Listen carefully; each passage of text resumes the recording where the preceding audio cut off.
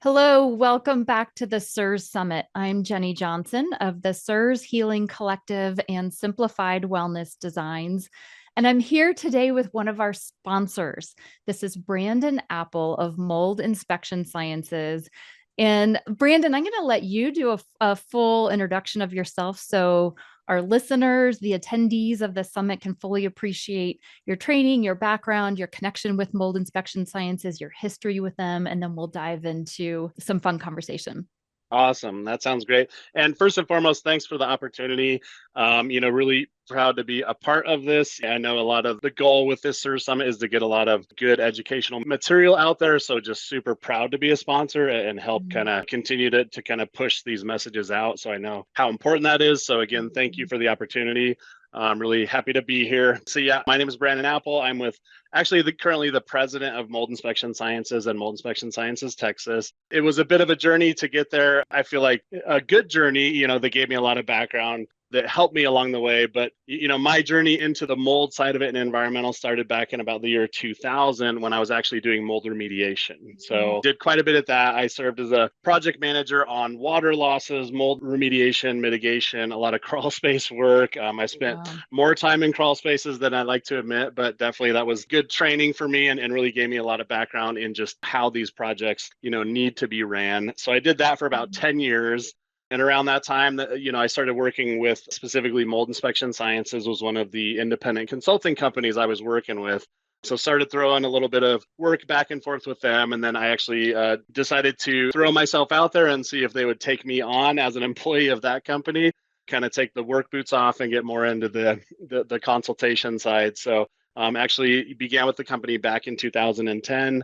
And then it was just kind of off to the races from there. So I've been with them now 14 years and just started off, out in the field doing inspections and answering phones, things like that. And then over the years, just get more and more involved in the business side of it and the training and overseeing and management and things like that to pretty much my position now as the president. And I will say also, just to throw it in there, when I first started on this side, I had no idea what CIRS was. I had no idea what specifically mold illness was. So that was another journey that probably began around 2017, I would say. Okay. And one of the remediators we work with locally was with really, CIRS savvy doctors and things along those lines. So I got started to get introduced to that side of it. And that was a whole new learning curve for me. And you really learn that what you thought you knew, you don't really know. Not that, old practices are bad, but they just weren't quite good enough for this select group of individuals. So I've been really happy to be a part of this community and continue to learn and help people around me along the way. So yeah, that's what brings me here today, I guess you could say. That's a wonderful history. I don't think I even realized how long you've been with Mold Inspection Sciences and that rich history that you've had in your development of knowledge and skill, along the way. And here you are now the president working with doctors and patients. I love how you talked about, learning about CIRS and mold illness. That wasn't something that just as a regular, mold remediator inspector, you necessarily learn about the medical side of things. You started getting into that more around 2017. One of the things that I love about mold inspection sciences is, at least on your website right now, you have something called the CIRS protocol. And I know you're getting ready to, kind of change the language on that and expand it. But the essence of it is that, there's a different inspection required and a different remediation protocol that you might write up for a CIRS patient compared to a standard, somebody who's not sick, maybe just had an acute water loss. It's an insurance kind of event. So maybe you can tell us a little bit more about what is this special protocol for people who are medically impacted? Yeah, happy to expand on that. And you're correct. Pretty much we've kind of tagged that as our CIRS protocol. And that enables us to do is really ensure that we're treating our CIRS clients appropriately from top to bottom. And that starts really with the preparation for the inspection on the phone with our sales staff. They already know that they're dealing with somebody who's potentially hypersensitive, who's going to have to be prepared for that more in-depth type inspection and or testing. So they're kind of prepping them on the front end.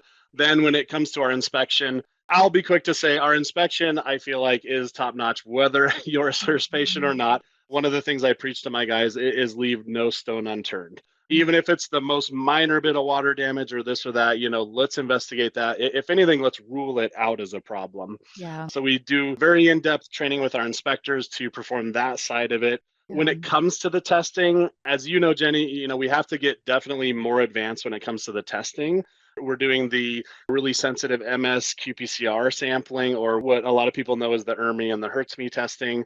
A lot of the newer stuff that's coming out with the endotoxins and bacteria like the actinomycetes. So we have to start incorporating these additional kind of layers into the testing.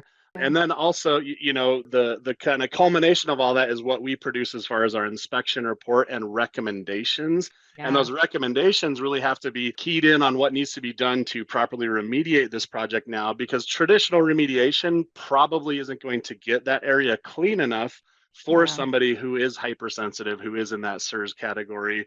It's really everything we can do to help ensure that this project is going to be handled properly from start to finish. And again, once we know that, we would traditionally tag them with what we call our CIRS program, which is what you and most of our colleagues know our program by name. So, but that gives me a good opportunity, if you don't mind. I kind of wanted to announce that just to help ensure that we're treating all of the people out there that need us. At the end of the day, not everybody who potentially needs to be on our CIRS protocol knows their, health and or potential sickness as CIRS. So, we work with a lot of individuals who know that they're sick in their environment, who are working with maybe a doctor that doesn't even call it by the name CIRS. And we almost feel like, we're kind of excluding them in certain cases by calling it our CIRS protocol. So we just want to kind of rename that a little bit to just broaden that out a little for our clients. So pretty much, on the first of the coming year, we're going to pretty much just change the naming from CIRS program to mold related illness and CIRS program. So in short, our MRIC program. So I just want to throw that out there. Most people, it shouldn't matter a whole bunch, but we're just trying to make sure we capture everybody who potentially needs to be on that more advanced, more cared for protocol, if that makes sense. I love that. Yeah, I think you're right. I think our people who do identify with the term CIRS are going to like that you're still using that word. They're going to see that and be like, oh gosh, okay, this inspection company, they're using the right language. I like that. Exactly. And it's not going to exclude the people who don't know what that is, but they see the medical, the illness side of it. I love that. So if somebody calls your office and they're pretty sure that they need this, or their doctor has said, hey, get a medically important or a CIRS protocol inspection, would they have to say that when they call you guys? Or you mentioned how like your intake people will probably be asking some questions to help determine if they're in that category. How does that part work? Yeah, absolutely. If somebody can cue us into that, that just jumps us ahead 3 or 4 steps. And that's something when we're working, really closely with doctors that are regularly sending our people our way, that's what we'll tell them is, hey, tell them you need to be on our MRIC program. And then again, when they call, it just jumps us ahead a few steps. That being said, though, I feel like our sales team is really well trained at kind of asking the right questions. Hey, are you working with a doctor? Do you believe you're sick? They do have kind of a checklist of things that they're going to run through with these potential clients to ensure that we're treating them properly. Because the hardest thing to do is to kind of come in with a standard approach and then find out that somebody needs to be thinking about these, additional steps. Another thing I'll throw out there, though, is our inspectors are really good about that, too. Aside from what we learn with our potential clients on our initial call, our inspectors are going to kind of interview and sit down with these clients face to face and just talk to them as well. And they're really well trained to look for those kind of key things as well. And it can be as simple as, I've done some testing in the past and it included an ERMI because my doctor told me, okay, those are all key words that are going to trigger them to start to ask more questions, to dig a little deeper and say, hey, actually, I think it's really important that we put you on our MRIC program as opposed to a standard protocol at this point. But again, going back to your original question, yes, if somebody calls in and they know they have CIRS, they know they're sick and they tell us, that just starts the conversation off right. And we can really approach it as best as possible from that point. Yeah.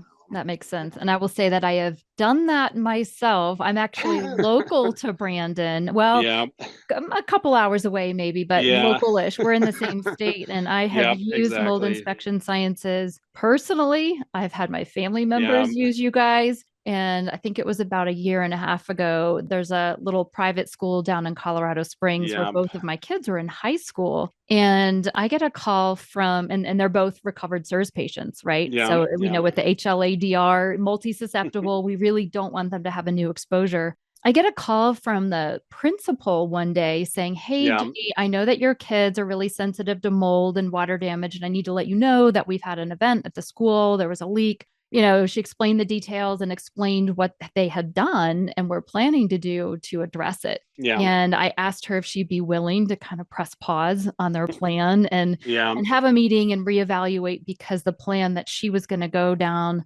could have made the school no longer a possible fit for my Yeah, kids. absolutely. So Yep, went for and sure. had this meeting with her, and they had a different local inspector come and basically didn't find anything. And so we knew that there had been water damage, but they didn't find any mold with their Yeah. standard, air sampling is all they did. They said, Yeah. you know what, just for good measure, why don't we just fog the whole school with an antimicrobial, and then like it'll Yeah. kill whatever's here. And this is what the principal said, Yeah. there's no mold, but we're going to fog anyway. And I was like, "Oh, hang on. Yeah. Can we call Mold Inspection Sciences and Yeah. ask for their CIRS protocol? We need to dig a little deeper than just an Yeah, air for sample." sure. And luckily, she was willing to say, "Okay, Yeah. if your family is willing to maybe help with the extra costs, we'll press pause on our plan, make sure." Well, what happened is your guys came down, did a more thorough evaluation, Yeah. and they found some pretty scary molds, actually. Yeah, And it exactly. turns out that Yeah. the school was really grateful. They said, "Gosh, this is stuff that would have made any of us sick. And if we would have just fogged, that wouldn't have gone down well. We really needed this Yeah, removed." So for they were sure. really great. Of course, I was grateful because you guys found what would have made my kids sick.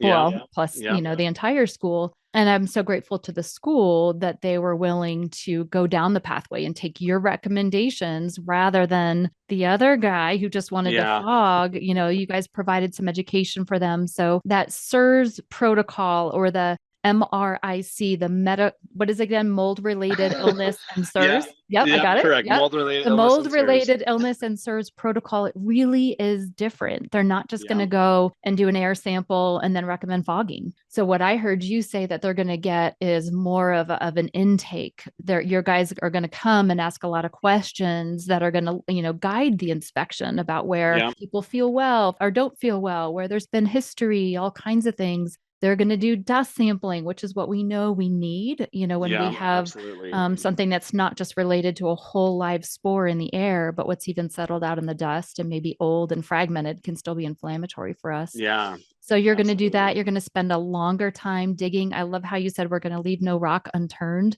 So really do a full assessment on the home and then write up recommendations that are safe, Yep. that aren't just based on killing, right? But are Absolutely. based on removal of those Yep. inflammatory agents. So yes, I am very grateful for what mold inspection sciences have done for my family. So tell me what you guys are up to with, I think you have some expansion plans going on. Tell us a little bit about those plans. So actually, we're kind of in the midst of it right now. And kind of what started this, I'm going to plug one of my guys. So Benjamin Blaze, he's our current chief operating officer. And he, even though we weren't currently operating there, he's based out of North Carolina. But he's definitely been an integral part to just really helping us over the past several years.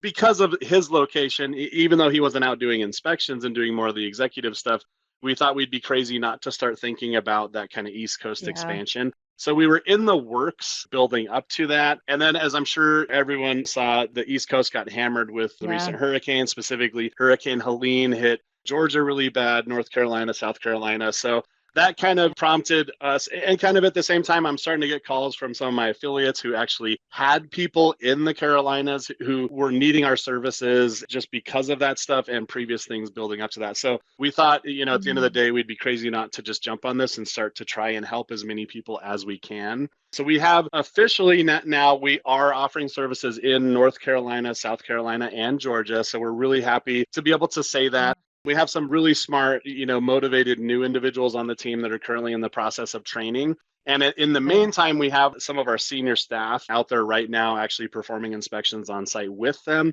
what better Oh, way to awesome. train people Yeah. than in actually Right. on investigations? So I'm really happy to be able to say that now we're on the East Coast. This is kind of our first East Coast expansion, but at the end of the day, we want Yeah. to be able to try and help as many people as possible. And as much as I wish I could personally do it, that just will never happen, or my local team here. So the only thing left to do was to continue our expansion to try and help Yeah. as many people in the CIRS community as possible. So really excited to be able to say that now we're on the East Coast officially. That is awesome. So you've done Yeah, such a good job of really, I guess, figuring out how to do it right with what you've got going on in Colorado and in Texas yeah, and really honing that program and getting it dialed in. And now this expansion into new areas just makes sense. So are these 100%. franchises or is it not exactly a franchise? That's a great question. I feel like we get mistaken a lot for being a Okay. franchise. Not that there's anything wrong with franchises, but that's just not how we operate. Okay. We think it's really important to maintain a high standard. All of our new openings are,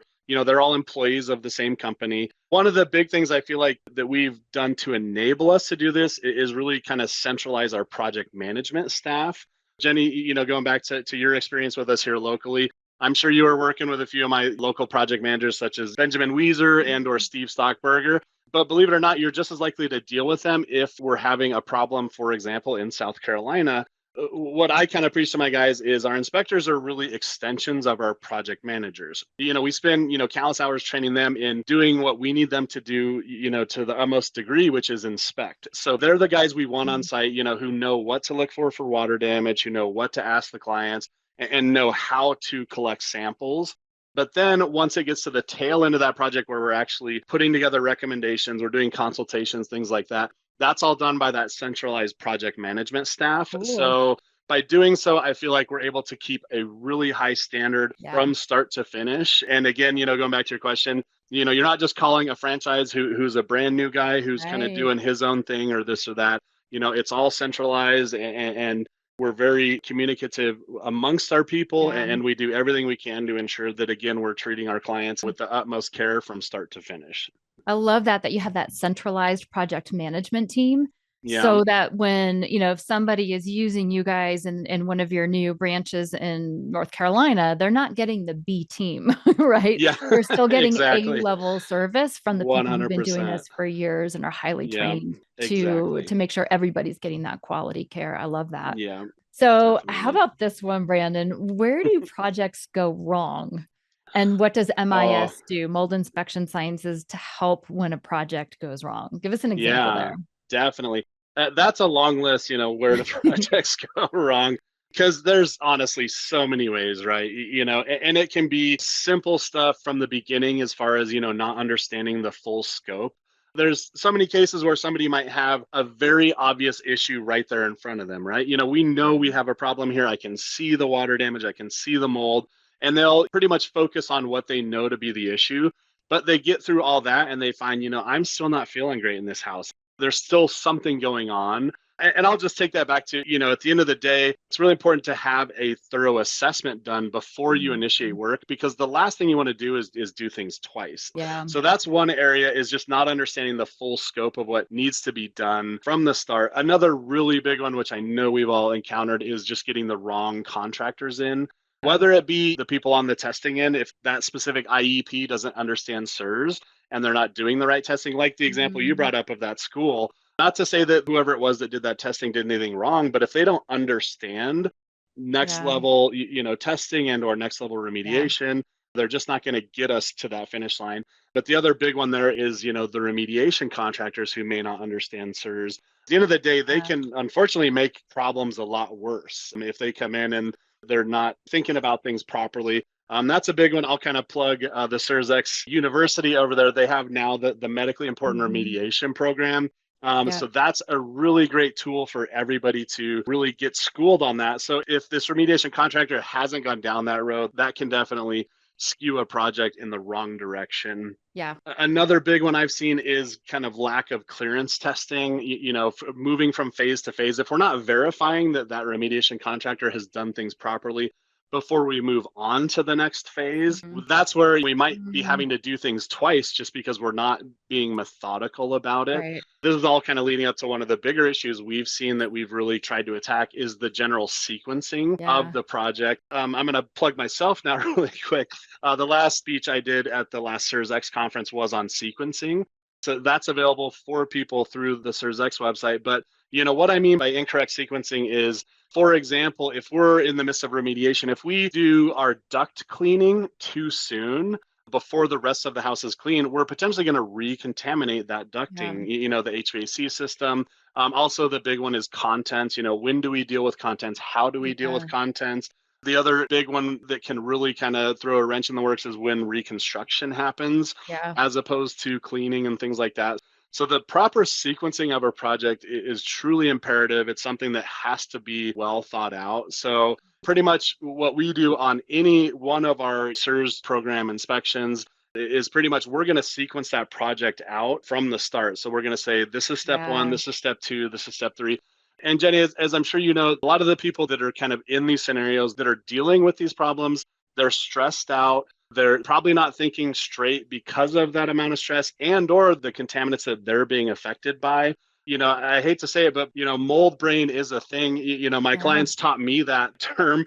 They're not Yeah. always as clear thinking as they need to be. So again, anything we can do to help them with that process needs to Yeah. be done.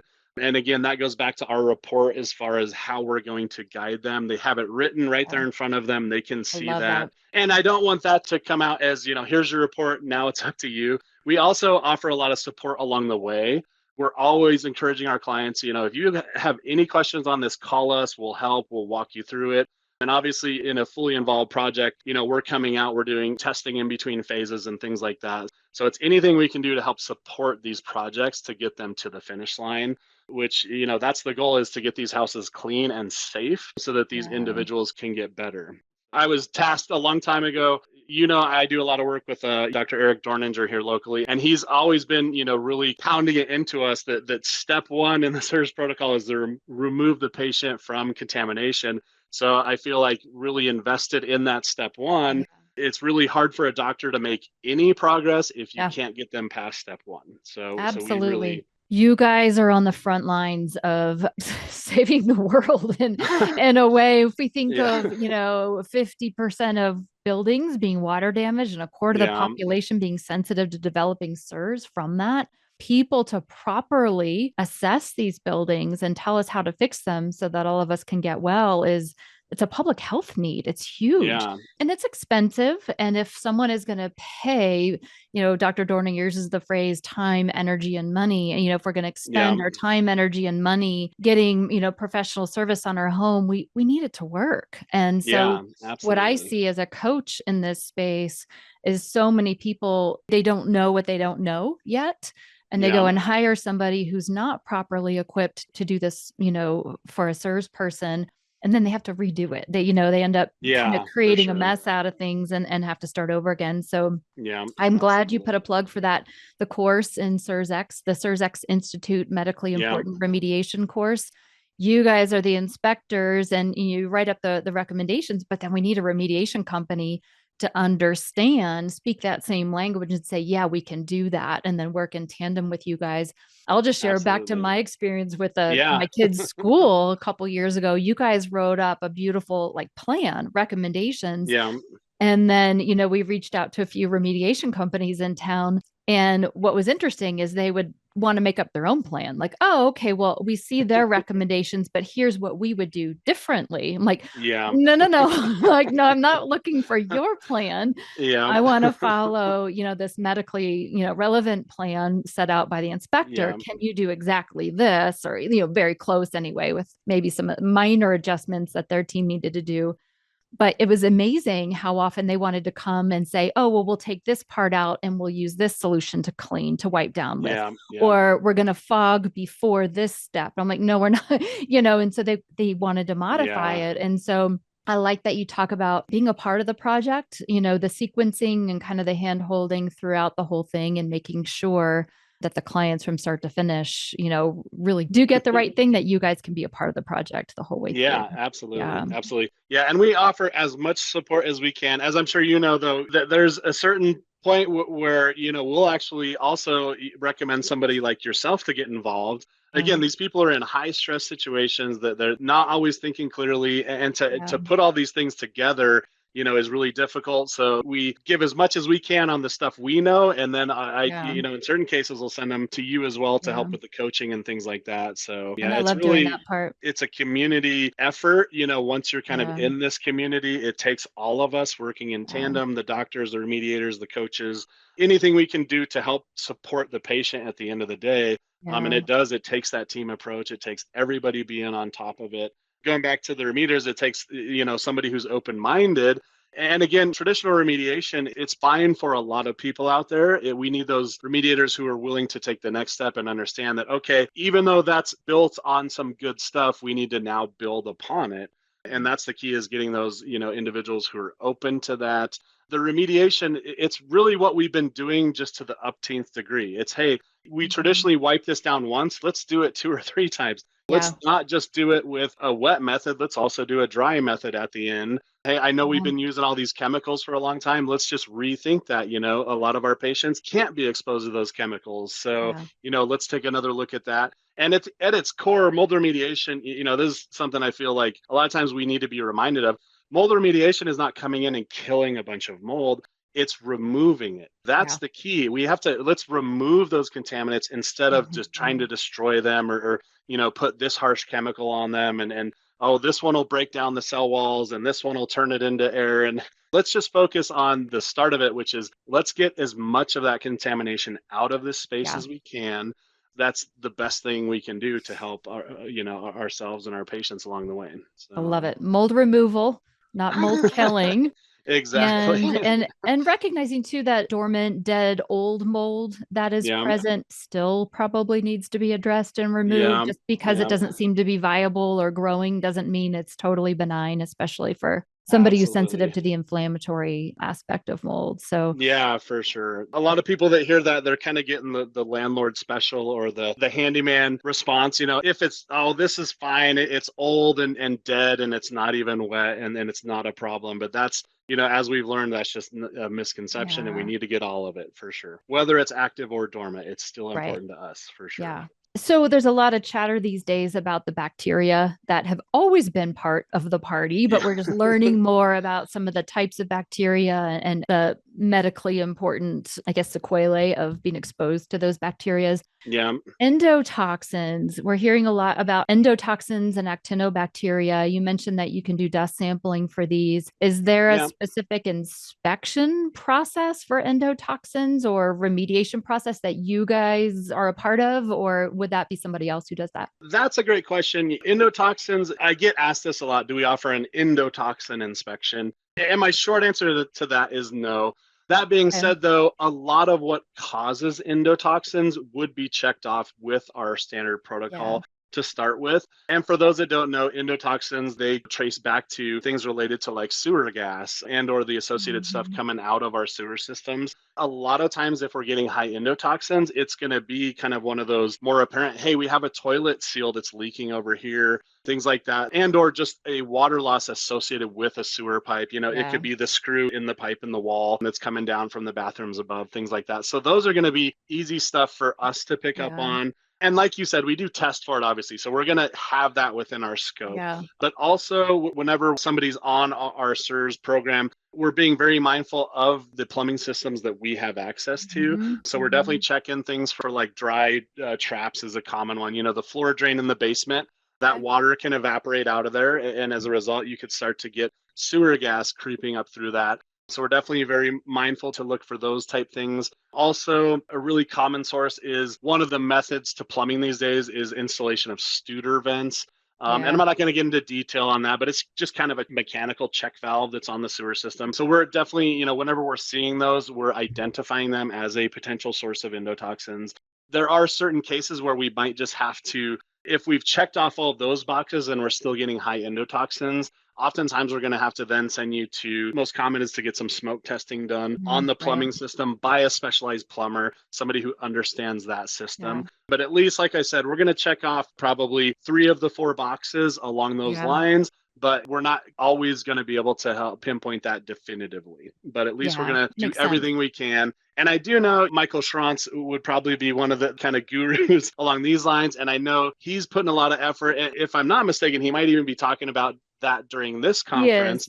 Yeah. So I'm going to kind of give a nod to him. You know, we're always trying to better ourselves, and we're definitely paying attention to everything he's putting out there. And I know he's starting to have some cool ways to help us identify. So we're definitely keeping our eyes close on that. And as with anything, we want to continue to get better.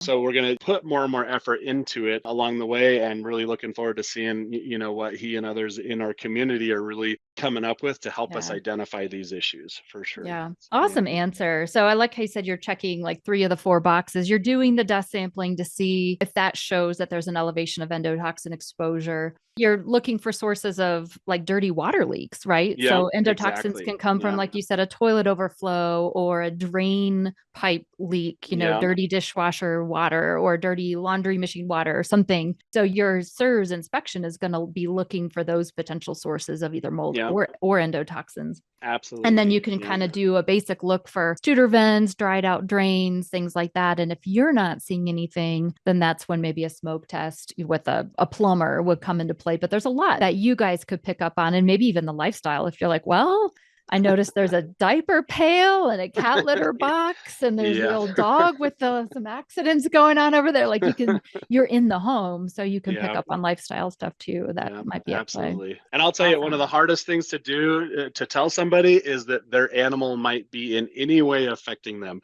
Those are some of the hardest conversations for us to have. Because our animals are our companions, they're our friends, they do so much good for us. We never want to paint them in a bad light, but you absolutely nailed it. You know, litter boxes and things like that can definitely attribute to these things 100%. Yeah, I am one of those people. I'm an animal lover. We've got 2 cats and 2 dogs who are both, they're all 4. No, one of them is a little younger, but 3 of them are 13 going on 14 and starting to have some issues with a variety of things. We've got backyard chickens. So we've got our fair share of potential endotoxin exposures that we're trying to keep as low as possible, because we do love our pets, but we love our health too.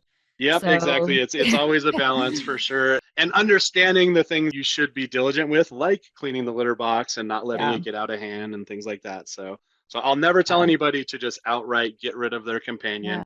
It's just be mindful about it for sure. Yeah, there's a way to do it. Well, Brandon, this has been fantastic. I want to end with learning anything that you have to share with the community about things that you've got going on for 2025, in addition to expanding into North Carolina, South Carolina, Georgia. Anything else that MIS is doing new in the coming year? I'm really glad you brought that up. I'm really, excited. Beginning of 2025, we're really going to focus on one new market expansion. It'll be in the Arizona area. So most likely Phoenix, Tucson, Oro Valley. Really excited to get into that market. Actually, one of my lead project managers, Benjamin Weezer, he's actually from there. So, I'm sure he's excited to have an excuse to go hang out with the family here and there. But yeah, we're really excited to focus on that in the upcoming year. And this is also, I feel like I'm throwing a lot of plugs out today, but one more opportunity to throw a plug out is I have heard that the next upcoming CIRS X conference is going to be in Arizona, specifically Tempe. So I think that's really cool. So ideally, we will be up and running prior to that. And as always, we're hoping to be a big part of that conference and get in, and sponsor that and be there to answer people's questions and things like that. So really excited to just continue. It's our goal to help as many people as we can. If anything, this community as a whole, it needs more doctors that understand it. It needs more people on our end that understand it on the testing end. It needs more remediators who understand it. Along down the line, HVAC guys, like-minded contractors for the rebuild, things along those lines. So anything we can do to help progress this community as a whole, we're definitely invested in. And that just includes, our expansion into as many areas as possible to help as many people as possible. Boom. That's what we're trying to do. I love it. I so appreciate all that you've done, just digging in, since you learned about the medical side of your industry, jumping in with both feet and learning. You guys come to all the things. Like, there are a lot of companies out there who are saying they address medically important kind of things. And they may do a great job. But one of the things that I'm so impressed by you guys about is that you come to all the conferences and you aren't just a sponsor. Not that that's huge that you are a sponsor, but you actually speak and teach as well. Yeah. Like you said, you spoke on proper sequencing of remediation project at the last CIRS conference. And I think you spoke at one in Boulder as well. Correct. You are a vendor, a sponsor, and an instructor and a teacher who is leading and changing this industry. So Brandon and Mold Inspection Sciences, we so appreciate your sponsorship of the CIRS Summit. And we hope that a lot of those technicians you mentioned, HVAC and plumbers, remediators, everybody who really needs to learn about like what they don't know that they don't know, but they need to know.